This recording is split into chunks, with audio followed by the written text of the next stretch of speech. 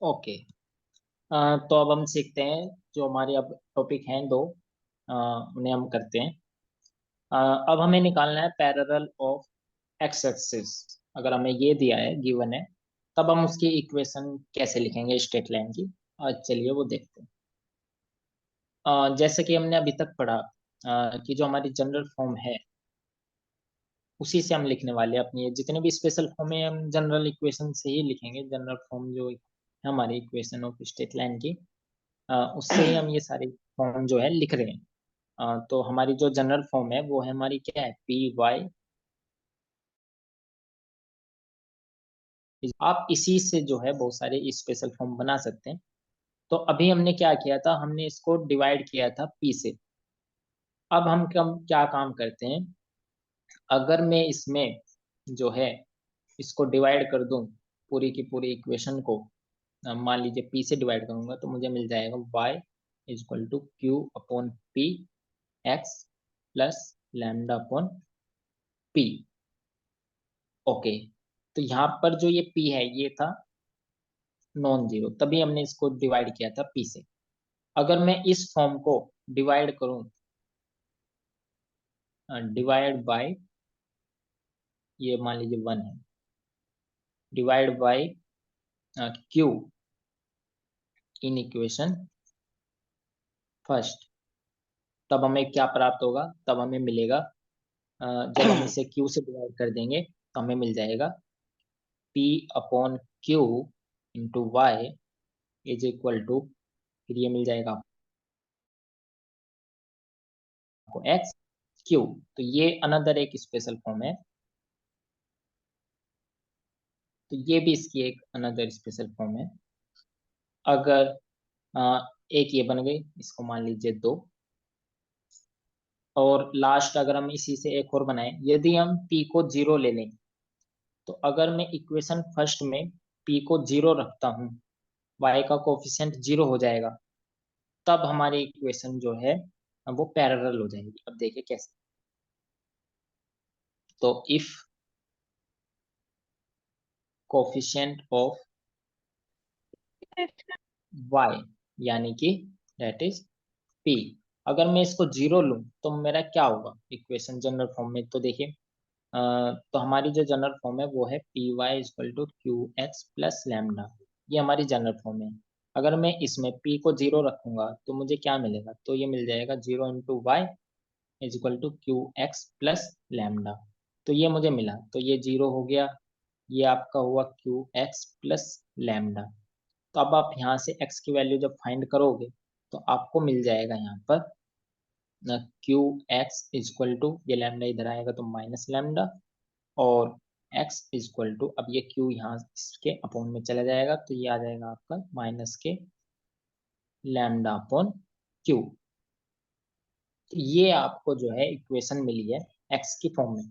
तो यानी x equal to मिला है, तो यानी कि इसमें जो है y नहीं है। तो जब y नहीं होता है तो ये लाइन हो जाती है पैरेलल किसके, तो ये लाइन है इक्वेशन, जो ये इक्वेशन है ये इक्वेशन ऑफ पैरेलल लाइन। अब ये किस लाइन के, किस एक्सिस के पैरेलल है, कोई बताएगा, ये एक्स एक्सिस के पैरेलल है या वाई एक्सिस के पैरेलल है। वाई। तो ये वाई एक्सिस के पैरेलल है। तो ये हमने इक्वेशन निकाल दी है, जब जो है वाई एक्सिस के कोई लेंस के इक्वेशन को एक्स इक्वल टू इस फॉर्म में लिखते हैं। और इसी प्रकार से जब आप कोफिशिएंट, यहाँ पे तो हमने कोफिशिएंट ऑफ वाई यानी कि पी इक्वल टू 0 रखा। अब आप इसी सिमिलरली क्या काम कर सकते हैं, कोफिशिएंट ऑफ एक्स को 0 रखिए, तब देखिए क्या होगा। तो if coefficient of Q, coefficient of sorry x that is Q, यानी कि ये अगर 0 हो जाए तब क्या होगा, तो जो हमारी जनरल फॉर्म है P Y equal to Q X plus lambda, तब देखिए क्या होगा। तो यहाँ पर मैं क्या काम कर रहा हूँ, क्यू को इस बार 0 रखा है, तो ये हो जाएगा 0 इंटू एक्स प्लस लैम्डा। तब आपको मिल जाएगा पी वाई बराबर, ये हो जाएगा पूरा 0 प्लस लैम्डा, तो यानी ये आपको मिल जाएगा Y equal to lambda upon P. तो ये ये जो इक्वेशन आई है y equal to lambda upon P, ये आ गई आपकी। ये लैम्डा भी कांस्टेंट है, पी भी कांस्टेंट है, तो पूरा का पूरा कांस्टेंट टर्म हो जाएगा।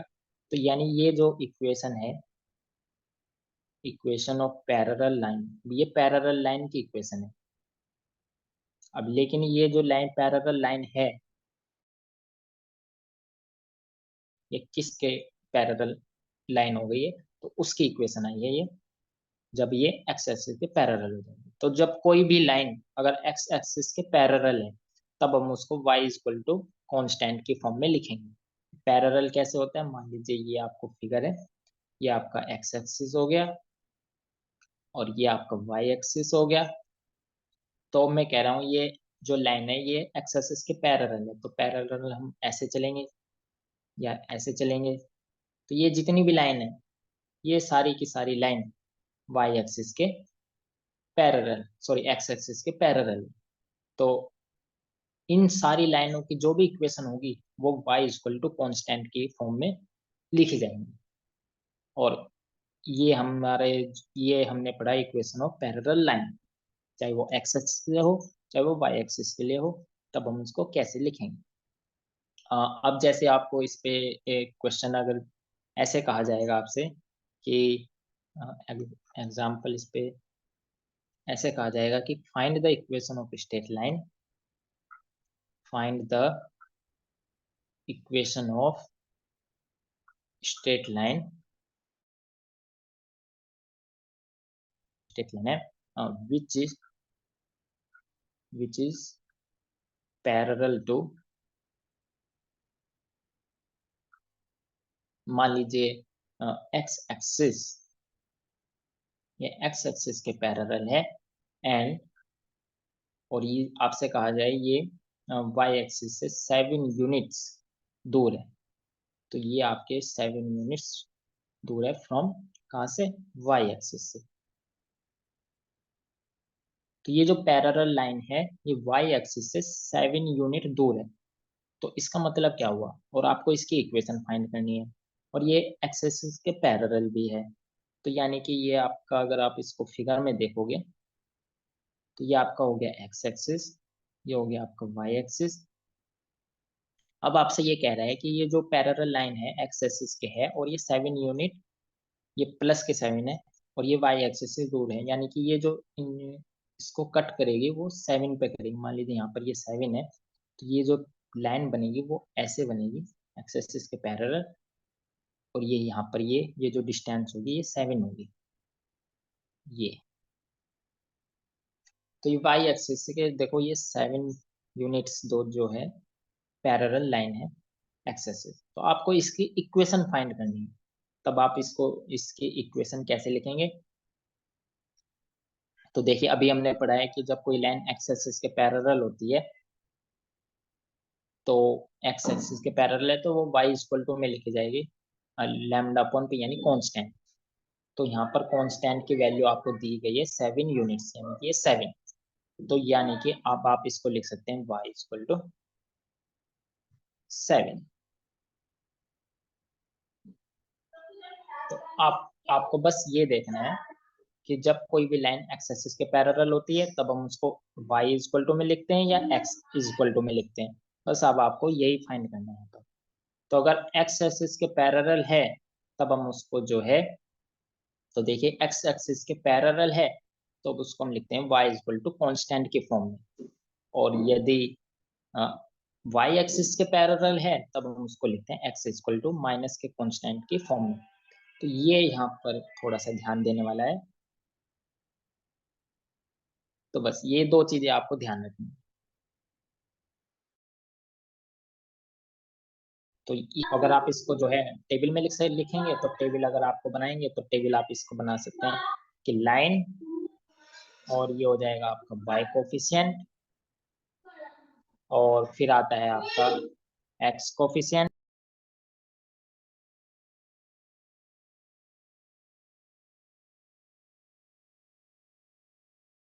तो ये है आपका एक्स कोफिशिएंट, और फिर है आपका कांस्टेंट। तो यानी कि इसका मतलब है कोई भी सवाल आप करो उसकी टेबल जरूर बना लो, तो उससे आप जो है आसानी से इक्वेशन लिख सकते हैं। तो लाइन है आपकी, मान लीजिए ए बी, और y कोफिशिएंट। अब देखिए यहाँ पर जो ये लाइन है ये पैरेलल है एक्स एक्सिस के। तो एक्स एक्सिस के जब भी पैरेलल होती है तो उसमें जो y कोफिशिएंट होता है वो कितना होता है, वो होता है 0। और x कोफिशिएंट है आपको 1, और कांस्टेंट तो आपको दिया गया है 7। तो आप इसको टेबल में जब आप लिखेंगे तो आप, तो ये आप बस आपको ऐसे करना है। और इसी प्रकार से अब आप इसको कीजिए, मान लीजिए find the equation of straight line. Find the equation of straight line, मान लीजिए इस बार है P Q, which is parallel to, मान लीजिए इस बार दिया आपको वाई एक्सिस, एंड मान लीजिए ये है आपका, इस बार है 9 यूनिट्स फ्रॉम एक्स एक्सिस। तब इसकी इक्वेशन क्या होगी, कोई बताएगा इसकी इक्वेशन क्या होगी?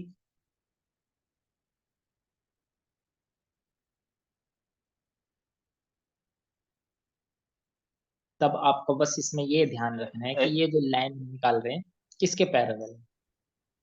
x is equal to -9। बस, तो बस अब आपको ये जो है X equal to minus K lambda upon C होता है, यानी कि वो माइनस में होते हैं, तो बस ये आपको ध्यान देना है। तो ये हो जाएगा आपकी इक्वेशन ऑफ स्ट्रेट लाइन। तो ये आपका आंसर हो गया, इसकी टेबल भी बना के आप लिख सकते हैं। तो बस अब आपको यही दो चीजें थी इसमें जो पैरेलल लाइन में जो आपको ध्यान देने वाली थी। बाकी आप, तो ये आपकी जो यूनिट थी, इसमें जो इसकी स्पेशल फॉर्म है, ये सारी स्पेशल फॉर्म हमने पढ़ी है किसी भी इक्वेशन ऑफ स्ट्रेट लाइन की। तो हमने 4-5 इसकी इक्वेशन की जो है जनरल फॉर्म से हमने क्या बनाई है, इसकी स्पेशल फॉर्म बनाई है। तो ये आपको याद रखना है, तब आप इस पे क्वेश्चन लिख सकते हैं आज के लिए, होमवर्क के लिए। और जो बाकी कुछ इसमें बच गया है वो हम कल करेंगे। शुरू से देखेंगे इसमें क्या बच गया है क्या नहीं बचा है, तो वो सारा हम कल के लेक्चर में इसका सारा डिस्कस कर लेंगे इसको। और आपके जितने भी इसमें डाउट होंगे अ, शुरू से, इस यूनिट में शुरू से जो भी आपके डाउट्स होते हैं वो आप इस कल के लेक्चर में क्लियर कर सकते हैं। तो जैसे अगर मैं क्वेश्चन दूं, सभी प्रकार के टाइप के क्वेश्चन में दे रहा हूँ इस बार। तो जैसे मान लीजिए पहला जो क्वेश्चन है, सारे क्वेश्चन में आपको find the equation of straight line, ये आपको फाइंड करना है। तो इसमें जो फर्स्ट है वो है आपका लाइन, मान लीजिए A B goes through origin and makes, मान लीजिए इस बार दे दिया हमने 45 degree angle from X axis. तो अब आप इसको कर सकते हैं। सेकंड में आप लिख सकते हैं कि when, find the equation of straight line which passes through two points। मान लीजिए P है आपका, इस बार आपका है मान लीजिए -4,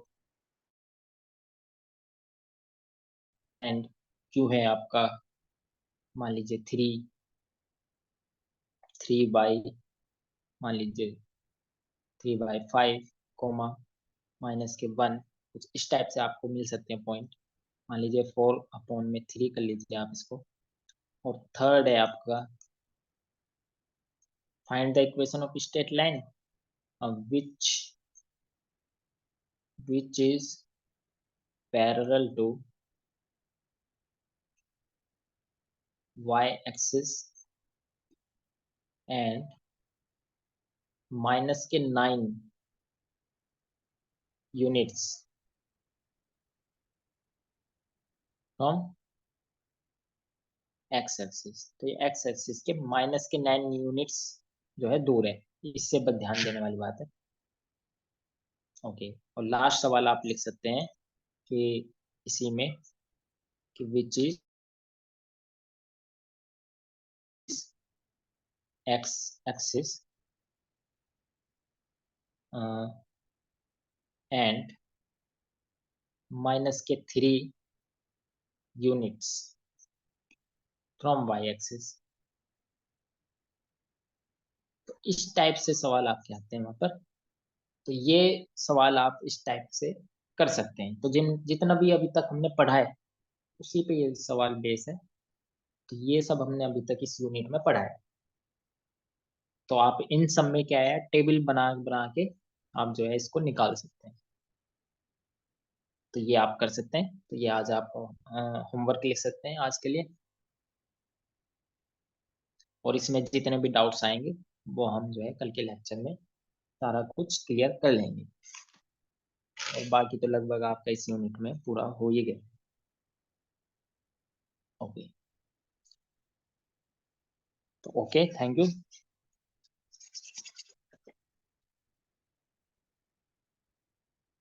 आप इसका स्क्रीनशॉट ले सकते हैं।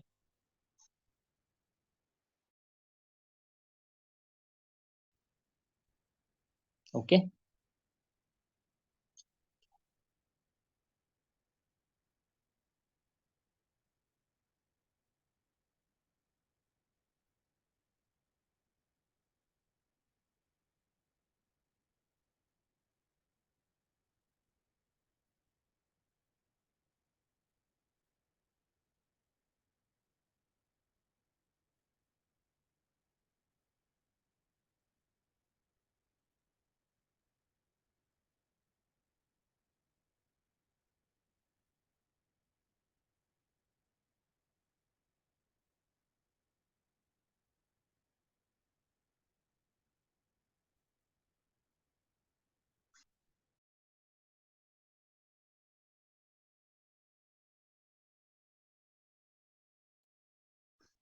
तो इनकी प्रैक्टिस कीजिए और पीछे जितना भी है वो उन सबको रिवाइज कीजिए।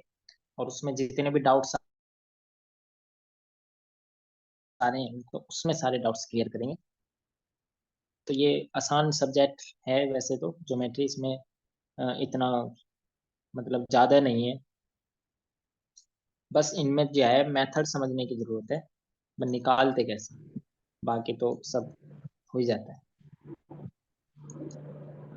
तो सर आपको ही तो लग रहा था आसान है। है। कोई नहीं, इसके रिवीजन कीजिए, प्रैक्टिस कीजिए, बाकी तो हो ही जाता है।